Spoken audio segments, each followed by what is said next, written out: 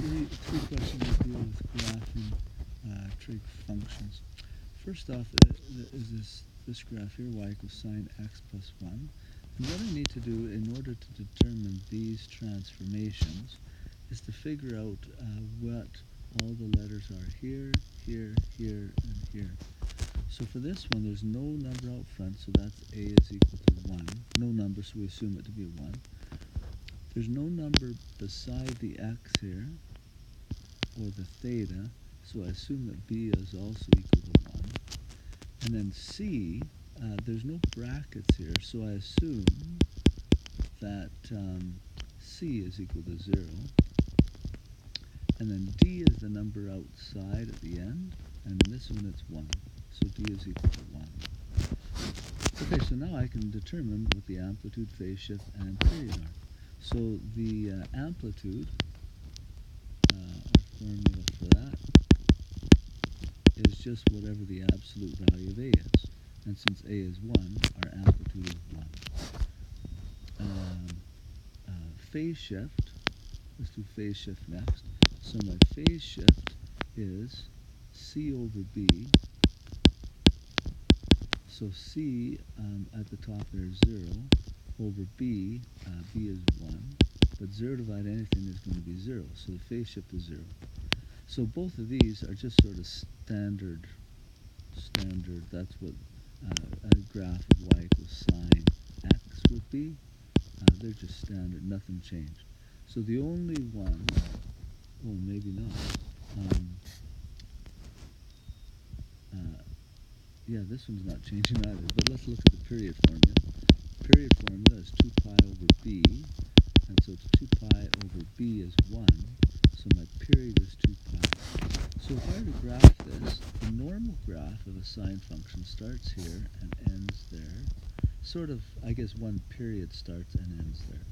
Okay, and then it goes up to 1 there, down through pi there, down to a minus 1 right there, and back up. So the graph sort of looks like this. So that's the normal one. The only change this one has is the d value, and the d value is the vertical translation. They didn't actually ask for that in this question, but it's vertical translation, and it moves the whole graph up one. And so if I do that transformation, I just take the whole graph, and it would get all moved up by 1. So the graph would look something like that. It's useful to graph these on decimals or a graphing calculator, just to help you out as well, just to get reference points. Okay, here's another one. So y equals 1/4 cos x.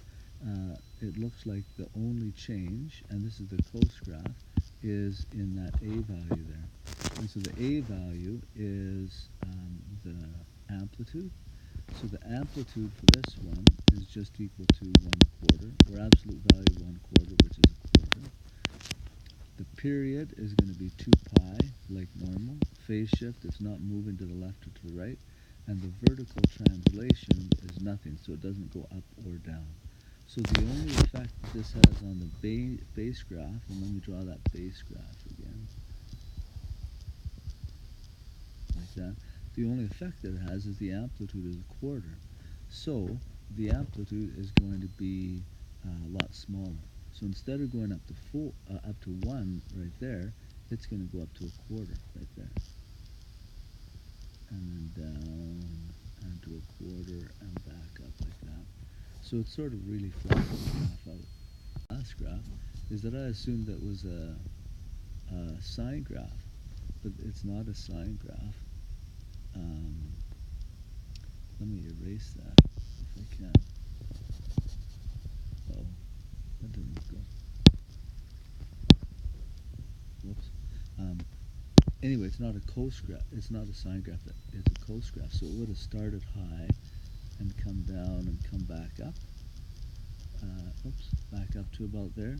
And if it's a quarter, then it would be less than that. So it would start here and go down and come back up. Okay, sorry about that. So the cos graph looks different. Okay, last question. Again, an amplitude question. If I wanted to know the amplitude, it's going to to be the absolute value of A, and A is negative 3, so the absolute value of negative 3 is 3. So how high up or how low the graph goes. Oh, one point, sorry, I made up. So this close graph, a normal close graph starts at 1, goes down through this one, reaches its bottom at pi, comes back up through there, and reaches the top again, or starts its period again at there. So the graph would look something like that. That's a normal close graph. But this one has an amplitude of 3, so it's going to be quite a bit bigger. But I also know because of that negative sign that it flips over the x-axis, that's in the x-axis. So instead of starting at 1, it's going to start at minus 3. But it has to have a similar kind of shape, just upside down. And so it is going to go through this point because it hasn't moved left or right, and its maximum point is going to be there. Hopefully I can draw this okay. Okay, and then it'll go through there, and it'll be back down to the bottom there. So the graph will look something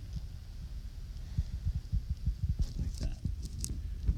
All right, I hope that helps you with graphing, but just the first start of the graphing sine of close graph.